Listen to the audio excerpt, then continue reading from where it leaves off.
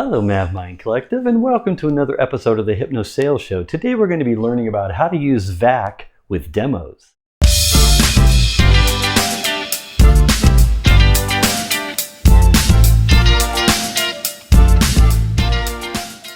So in a previous video I've shared the whole VAK system, the preference system. It's known as the Visual, Audio, and Kinesthetic Preference System.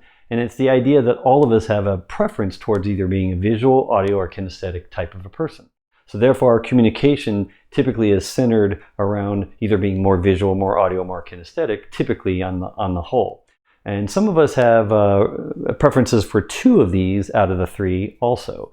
But I like to always approach it as if they have a preference towards one of these things, and then I want to make my communication as congruent with that preference as much as possible, to where then every experience they have with me and everything I present or deliver to them, they have a great, wonderful experience. And that's what I want to do. With this whole subconscious selling, the whole HypnoSales is all about creating a great, wonderful experience for every customer, client, or prospect.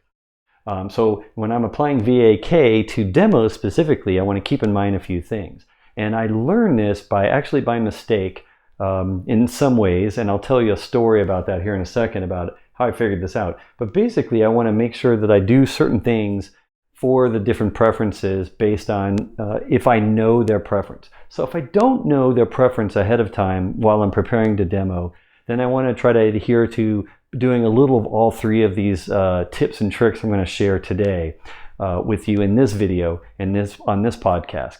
But if I know ahead of time through discovery and through maybe looking at their emails that they've sent back and forth to me and any other previous correspondence that I've had with a particular prospect or client customer, I'm going to try to pick out and figure out and determine if they're more visual or more audio or more kinesthetic, and then adjust my demo accordingly. Okay, so I'll just go through these and then I'll share the story of how I kind of figured this out afterwards. So make sure you watch to the end to see the awesome story. I know some of you have been asking me to share this story with everybody, so that's why I'm doing it on this video today. Okay, so if you know someone is more visual, then the suggestion or tip is to always have a lot of pictures and diagrams in a few slides that you would show in between showing the actual product. So when you're demoing your product, you're switching basically between showing the product and then going back to a slide that has a big either overall picture or some kind of a diagram that maybe starts out grayed and then it shows color and it highlights color for each thing that you're showing them in the product when you're doing a product demo for them or any kind of demo. So you're sort of going back and forth and toggling between the visuals on the slide and then the actual interface or whatever you're showing them, demoing for them in the product. Now, the reason you do this is because sometimes products aren't that visually stimulating. They're not that exciting when you look at a user interface. So you want to be able to break it up by having a little bit of more visual that they can kind of, the visual oriented type of a person, someone who has a visual preference can kind of get their grounding and baseline on the diagram and on the picture. So, and then you can then show them that particular aspect in the product, and that way they can feel comfortable with the visuals you're giving them as you go into maybe a little more boring part of the product. But the visuals should be stimulating and colorful and something that they can kind of figure out and kind of piece together, because that's what they're going to want in that visual preference. Okay, so the more pictures and more diagrams you have, the better. Also, screenshots. You can actually do demos with visual people that have a visual preference. You can do screenshots of your product demo and basically have the best shots that you can come up with and doctor them and Photoshop them even and make them really look good. So you don't actually need to show the actual product. A visual person is okay seeing screenshots as long as it tells a story and each shot is advancing the demo along. And it actually feels safer too. In fact, most people feel safer to watch screenshots or look at screenshots versus watching you do something live with the product, because something might go wrong while you're demoing a live product, but nothing ever goes wrong when you show a screenshot. It's always perfect. It's always exactly what they want to see, and they appreciate you showing them exactly what you want them to see because they're asking for that demo, you want to demo the exact thing they want to see. So the screenshots, sequence of screenshots from 1, 2, 3, 4, 5 in a row, that kind of almost like animate what the user experience would be like. They really appreciate that, probably more than whenever you go into the actual product to show them the product live. So that's what visual people like. And then also visual people love dashboards. So dashboards meaning having different things all on the screen that have a lot of color and graphs and different meters and metrics and KPIs and things spread across, 3 or 4 across, and you scroll down and there's all kind of little graphs and quadrants with a chart on it and things like that, bar graphs. Any kind of visual eye candy like that with a lot of color, visual people really love those kind of demos. Now, that may not highlight the best part of your product, and it may look like everyone else's product. So some people have said, I don't want to just show dashboards. All I'm saying is the first and last part of your product you show should be a dashboard. That's all I'm saying. The first thing you show them and the last. The first thing, because of law of primacy, you want to set their expectation of what they're going to see and get them all excited with the colors and the pretty graphs that are laid out all nice and neat on the graph to give them an idea of the end result of what they would be looking at if they bought your product. And then at the end, because of the law of recency, the last thing they see is going to be the thing they remember. So you want to have it at the end as well for visual people. Okay. Now, if you're audio, you probably want to refrain from showing them too much of the product, and they also from screenshots. And actually, they prefer you to describe what's going to happen. They want to hear a description, an audio description. They want to listen to you talk about what it's like to use the product. Okay, so and kind of the whole user experience. They want to know what do I do next? What am I going to see? How does this work? They want you to describe all of that. In some cases, even deep technically, like you can go down a rabbit hole talking about what the product is like when you're using it, even though you may not be showing them. Also, avoid using words in your slides. If you have slides in between your actual product demo, don't put a lot of words, because they're going to be confused whether they should read the words or listen to you, and they're going to prefer to want to listen to you. So you're better off not having slides with words and just describing everything to them, because if they're audio oriented and they prefer audio, they want to hear and they want to listen to you talk about the product versus giving them words to describe the product in any way. So avoid that if you can for audio, if you know they're audio oriented. And if they're kinesthetic oriented, means they like to touch and feel it.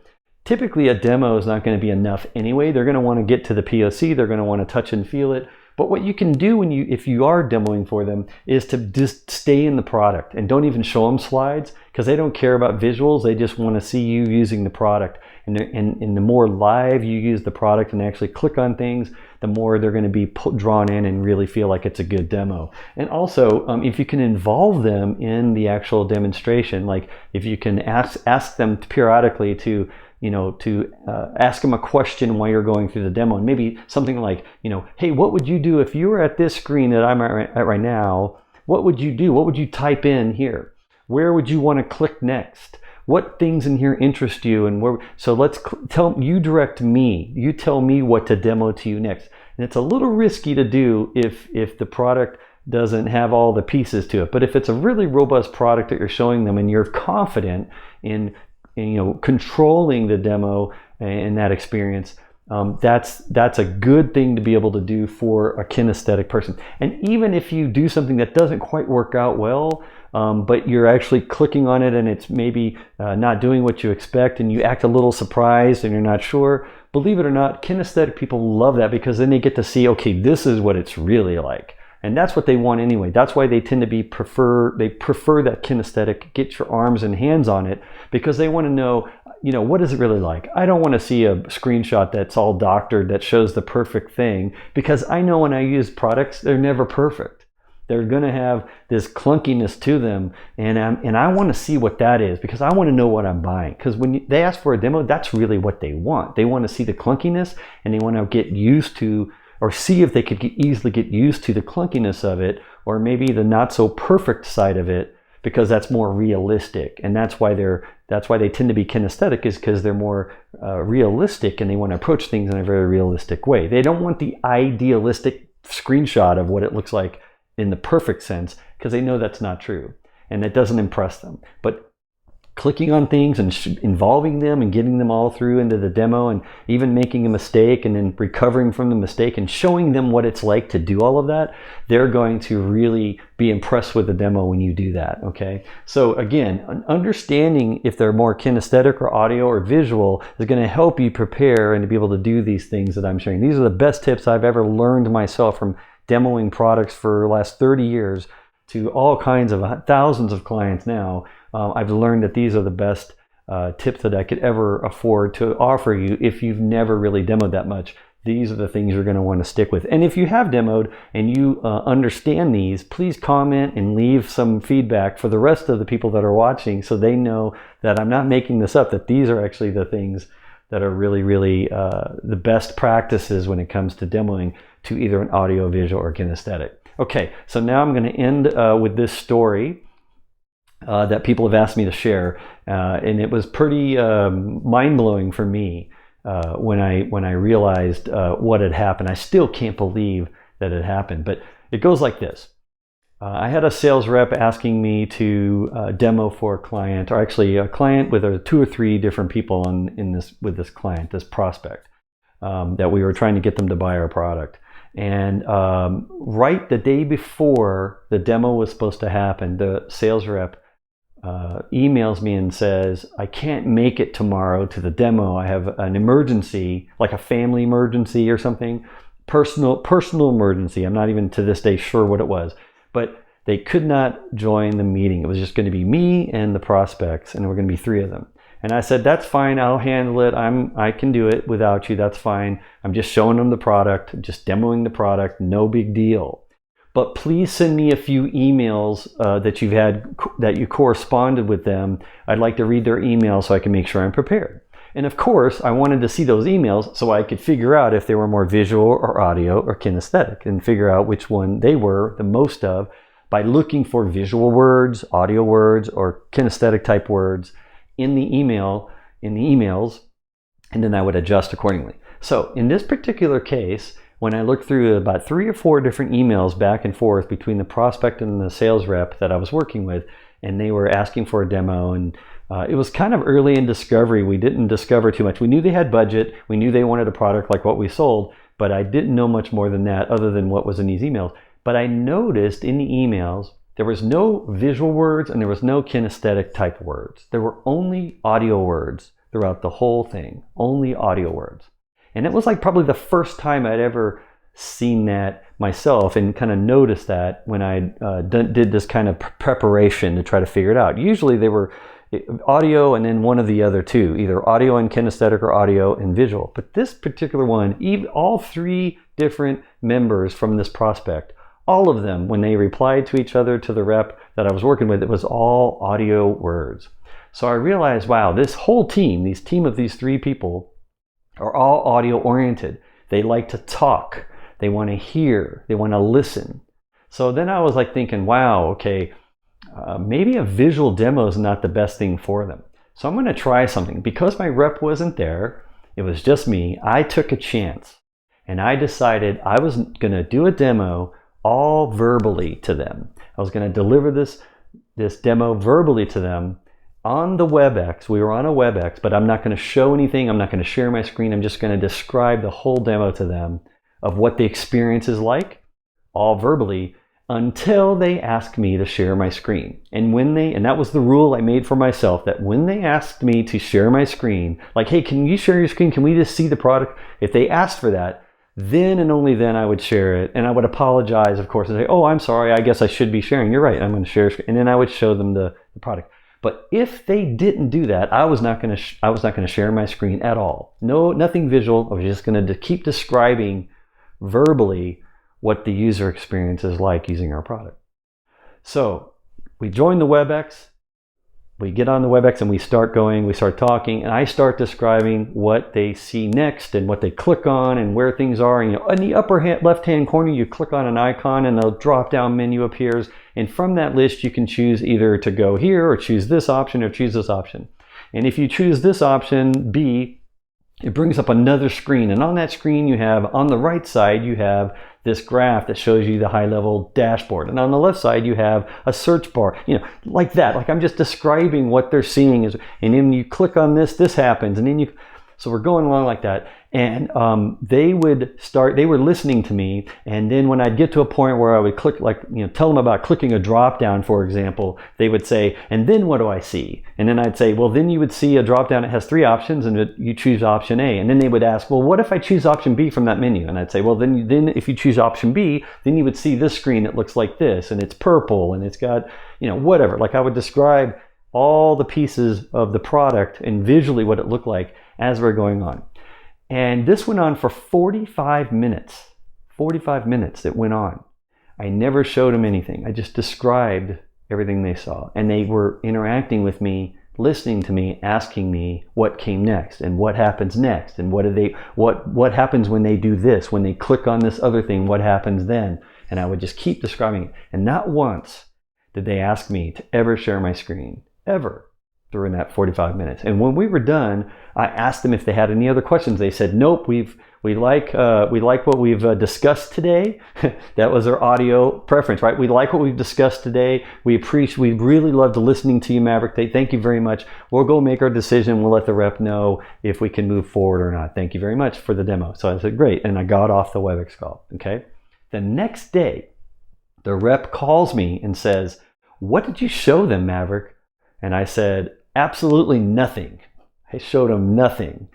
And she says, you're not going to believe the email I just got. Check this out. She forwards me the email that she had gotten back from the client, from the prospect.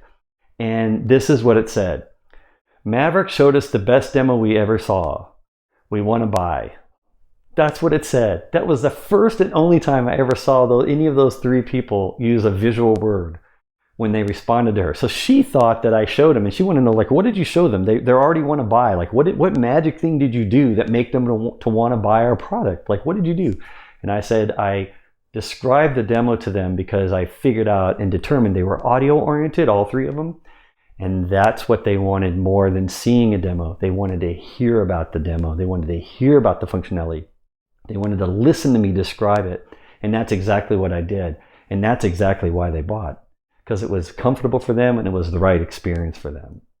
So I don't blame you if you don't believe that story, but it is very much true, and I still don't believe it sometimes, but it always reminds me, when I think of that story, it reminds me that this is a very important aspect of every demo that I do, and it should be for every demo that you do. Always adjust to whatever their preference is if you can figure it out ahead of time. Thank you for watching. I know you find value in these videos, didn't you? So if you, like me, are in a customer-facing role, I'm wondering if you want to watch another video now designed to help you get better at what you do every day. Or not. You don't have to watch another video if you don't want to.